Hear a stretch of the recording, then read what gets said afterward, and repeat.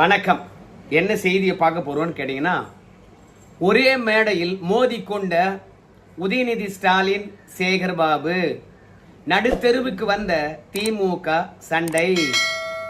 அதிமுகவுக்குள்ள மனக்கசப்பு இருந்தா கூட அதை ஊடகமானது வெளியே கொண்டு வந்துவிடும். ஆனா சேகர்பாபு பற்றி சேகர்பாபு ஏற்பாடு செய்த மீட்டிங்கிலே உதயநிதி ஸ்டாலின் போட்டு உடைச்சிருக்கிறாரு. அறிவாலயத்தில் நடக்கின்ற சண்டையானது இன்னைக்கு பொதுவெளிக்கு வந்திருக்கிறது. சேகர்பாபு மீது எனக்கு கோபம் இல்லை, வருத்தம் தான் இருக்குதுன்னு சொல்லிவிட்டு வெளிப்படையா சொல்றாருன்னா அப்போ உள்ளுக்குள்ள எந்த அளவுக்கு வெட்டுக்குத்து நடந்திருக்கும் சேகர்பாபுக்கும் திமுகவுக்கும். ஆனால் ஒரே ஒரு நாள் திமுகவுக்குள்ள நடக்கின்ற விஷயம் என்ன? சேகர்பாபு ஏன் அறிவாலயம் வரமாட்டாரு? சேகர்பாபு உடைய செந்தில் பாலாஜி தானே அறிவாலயத்துக்கு படி அளந்து கொண்டிருந்தார். அவர் ஏன் அறிவாலயத்துக்கு போல? என்னாச்சு? எல்லா முக்கிய கூட்டங்களிலும் துரைமுருகன் கலந்து கொள்ளாததுக்கு என்ன காரணம்? ஆலோசனை கூட்டத்துக்கு துரைமுருகன் வருகின்றார். உள்ளே அவரை வரவேற்பதற்கு கூட ஆள் இல்லையே. என்ன நடக்குது? கனிமொழி அவர்கள் அறிவாலயத்தில் எனக்கு அதிகாரமிக்க பதவி வேண்டும் என்று வெளிப்படையா பேசுறாங்களே. ஸோ அண்ணனுக்கும் தங்கச்சிக்கும் சண்டையா? இந்த சண்டையில அமித்ஷா பஞ்சாயத்து பண்ணாரு. உட்கட்சி பிரச்சனையில அமித்ஷா அவர்கள் எப்படி தலையிடலாம்? அதிமுக உடைப்பதும் யாரு? பாஜக. மீண்டும் ஒட்ட வைப்பதும் பாஜகவா? அப்படின்னு அதிமுக விஷயத்துல பாஜக தலையிடுவதாக அனுதினமும் விவாதம் நடத்தின ஊடகம் இங்க கனிமொழிக்கும் ஸ்டாலினுக்கும் பஞ்சாயத்து பண்ண அமித்ஷா பற்றி யாரும் பேசுறது கிடையாது. எனக்கு உயர் பொறுப்பு வேண்டும் என்று கனிமொழி கதர்ன விஷயத்தை பத்தி பேசுறது கிடையாது. இப்போ சேகர்பாபும் உதயநிதி ஸ்டாலினும் கிழக்கு சென்னையில ஒரே மேடையில மோதிக்கொண்ட விஷயத்தை பற்றி என்ன நடக்குது? ஏன் வெளியே வந்தது சண்டை? வார்த்தை போரானது வெளியிலும் நீடிப்பது ஏன்? சேகர்பாபு மௌனம் காப்பது ஏன்? திமுகவில் இணக்கம் இல்லாத சூழ்நிலை ஏற்பட்டதுக்கு என்ன காரணம்? ஒரே ஒரு நாள் விவாதம் நடத்துவாங்களா? விவாதம் நடத்த மாட்டாங்க. அது என்னமோ உட்கட்சி சண்டை தான். ஆனா தமிழகத்தில் நடக்கின்ற ஒவ்வொரு விஷயத்தையும் பார்க்கும் பொழுது சாமி, இந்த தற்குறிகள் ஆட்சியில பெண்களுடைய நிலைமை எப்படி இருக்கு தெரியுமா? என்னப்பா, செயின் பறிக்கிறாங்களா, கொலை பண்றாங்களா அப்படின்னு கேக்குறீங்களா?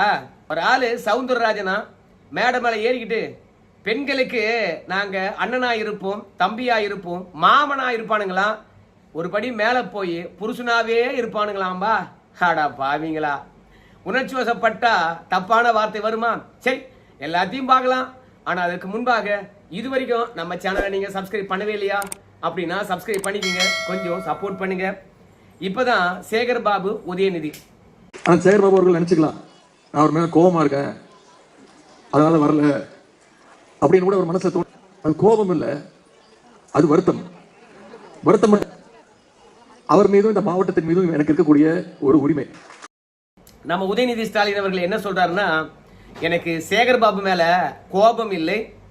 அதாவது திமுக காரன் புது புது வார்த்தையை கண்டுபிடிப்பான். அப்படிதான் நீர்வளத்துறை அமைச்சர்னு சொல்லிவிட்டு பொதுப்பணித்துறைக்கு மாத்தி போட்டானுங்க. அதே மாதிரிதான் கள்ளக்காதலுக்கு திருமணம் கடந்த உறவுன்னு சொல்லி போட்டானுங்க. அதே மாதிரி குடிகாரனை மது பிரியர்னு சொல்லி போட்டானுங்க. இந்த மாதிரி வார்த்தை ஜாலத்தை காட்டுறதுல திமுக காரனை அடிச்சுக்கிறதுக்கு வேற யாருமே கிடையாது. இப்போ சேகர்பாபு மீது இருக்கிற கோபத்தை வருத்தமாக பதிவு செய்கின்றார். கோபம்னு சொன்னு வச்சுங்களேன், சென்னையில இதுவரைக்கும் 50 கூட்டங்கள் நடந்திருக்குது. அந்த 50 கூட்டத்தையும் நடத்தினது கலைஞர் குடும்பத்து வாரிசுகள் கிடையாது, இந்த சேகர்பாபு தான்.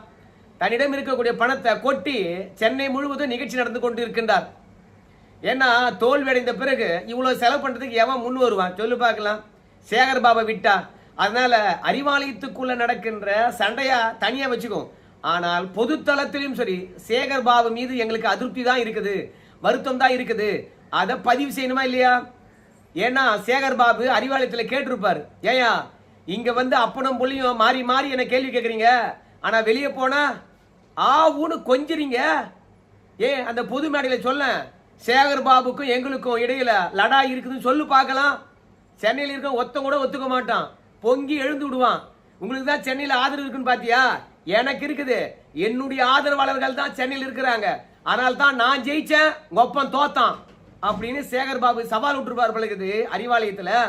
அதனால தான் ஏன் மேடையில் சொல்ல முடியாதே என்ன அப்படின்னு வந்து கிழக்கு சென்னை ஆலோசனை கூட்டத்துல சேகர் பாபு மீது வருத்தம் இருக்கு, ஆனா கோபம் இல்லை. ஏன் வருத்தம் இருக்குது? யார் வேணாலும் தோக்கலாம், ஆனா எங்க அப்பா தோக்கலாமா? ஏண்டாப்பா, உங்க அப்பா நல்லாட்சி செஞ்சிருந்தா ஏன் மக்கள் ஓட்டு போடாம போறாங்க? ஒருத்தருடைய இன்பத்துக்கும் துன்பத்துக்கும் அவரே தான் காரணம்னு சொல்லிவிட்டு 2000 வருஷத்துக்கு முன்பாக எழுதி வச்சிருக்கான். துன்பமும் இன்பமும் பிறத்தர வாரா, எல்லாத்துக்கும் காரணம் நீதான் அப்படின்னு சொல்லிட்ட பிறகு சேகர் பாபுனால தான் எங்க அப்பன் தோத்துட்டான் அப்படின்னு சொல்றது நியாயமா?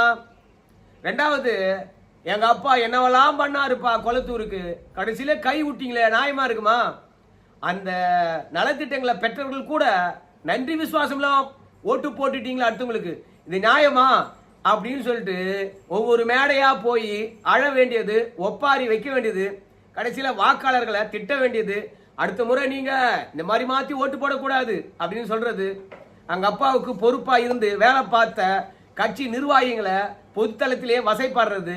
அதனால கலைஞர் குடும்பத்துக்கு எந்த பிரச்சனையும் வராத அளவுக்கு அடுத்தவனை பலி கொடுத்து விட்டு தங்களுடைய செல்வாக்க காப்பாத்தி கொள்வாங்க. அதான் சேகர் பாபு அறிவாலயத்துல காட்டுறாரு. இப்ப பொதுத்தளத்திலேயே வந்து சேகர் பாபு மீது எனக்கு வருத்தம் இருக்கிறது, கோபம் இல்லை என்று உதயநிதி ஸ்டாலின் திமுக காரன் வார்த்தையில விளையாடுவானே அந்த மாதிரி விளையாடி இருக்கின்றார். ஆமாங்க, நடுத்தெருவுக்கு வந்துருச்சு சண்டை.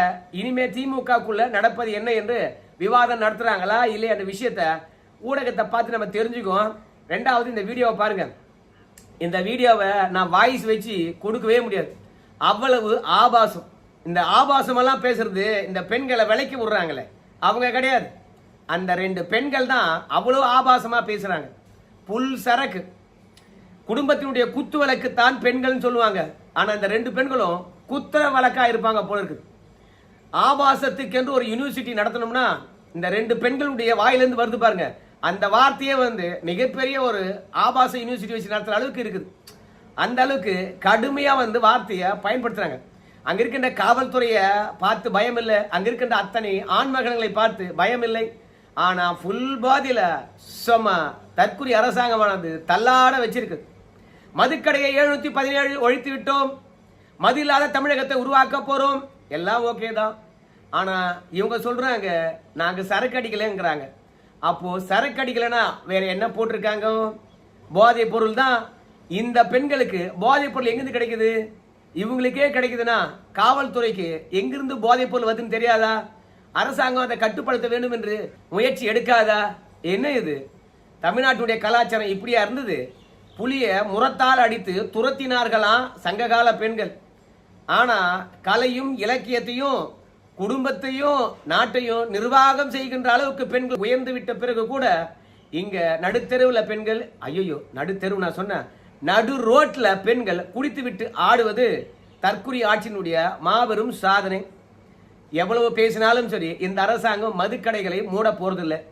ரெண்டாவது, மது சீர்திருத்தமும் கொண்டு வர போறதில்லை. அதாவது இந்த பெண்கள் மது வாங்கி குடிச்சாங்களா இல்ல போதைப் பொருளை சாப்பிட்டாங்களா நமக்கு தெரியாது. ஏன்னா வேண்டப்பட்ட மதுவை ஆன்லைன் மூலமாகவே ஆர்டர் பண்ணலாம், அழகா எடுத்து வச்சிருவாங்க, காசு கொடுத்ததுனால போய் வாங்கிட்டு வந்துடலாம். ஸோ அதனால மதுவை வாங்குறதுக்கு இலகுவான வழியெல்லாம் இந்த அரசாங்கம் அமுல்படுத்தியிருக்குது. அதனால தான் இந்த பெண்கள் மூலமாக தமிழ்நாடு முன்னேறுவதை நம்மளால நல்லா பார்க்க முடியுது. சரி, ரெண்டாவது, பெண்களுடன் எப்போதும் நாங்க பாதுகாப்புக்கு இருப்போம். எப்படி? அதை நீங்க கேட்டு வாங்க. ஆகுமா? இனிமே ஆகும். ஏன்னா நம்ம அண்ணன் முதலமைச்சர், நீங்க எங்க போனாலும் உங்களுக்கு பாதுகாப்பு இருக்கும், நீங்க என்ன பண்ணாலும் உங்களுக்கு நாங்க பின்னாடி நாங்க நிப்போம். அண்ணனா, தம்பியா, மாமனா, புருஷனா எல்லாமே நிப்போம். உங்க வீட்டு புருஷன் அதாவது தெரியும். இந்த ஆளு வார்த்தை விட்டது கூட தப்பு கிடையாது, ஆனா அதுக்கப்புறம் பேசினாம் பாரு, அதுக்கப்புறம் தான் பயங்கர கோபமா இருக்குது. உங்க வீட்டு புருஷனாக, அடா புறம்போக்கு, உங்க வீட்டு புருஷனாக நீ இருக்க போறியா? இல்ல உங்க புருஷன் உங்க பின்னாடி இருப்பேன்னு சொல்றதுக்கு பதிலாக உங்க வீட்டு புருஷனாக நாங்க இருப்போம், உங்க வீட்டு அண்ணனாக நாங்க இருப்போம், உங்க வீட்டு தம்பியாக நாங்க இருப்போம்.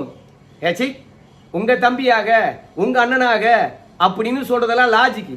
ஆனா உங்க மாமனாக உங்க புருஷனாக அப்படி சொல்ல முடியாது.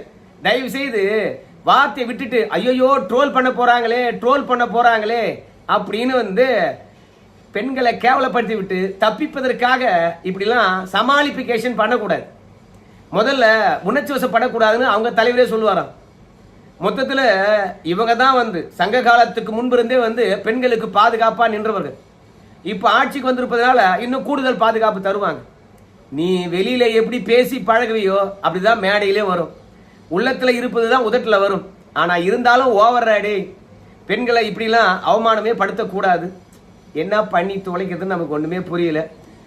தற்குறிகள் வந்து இனிமே ஆட்சி விட்டு நம்ம போக போறது இல்லை அப்படின்னு நினைச்சிட்டாங்க. அதனால ஓவர் கான்பிடென்ட்ல இப்படி உளறிக்கிட்டு திரிகிறாங்க. ஆனா இதெல்லாம் பெண்கள் எப்படி பாக்குறாங்கன்னு தெரியல. அவங்க தலைவர் வந்து அண்ணனாக தம்பியாக உங்க வீட்டு பிள்ளையாக அப்படின்னு பேசினாரு. இவனுங்க ஒரு படி மேல போய் உங்க வீட்டு புருஷனாக.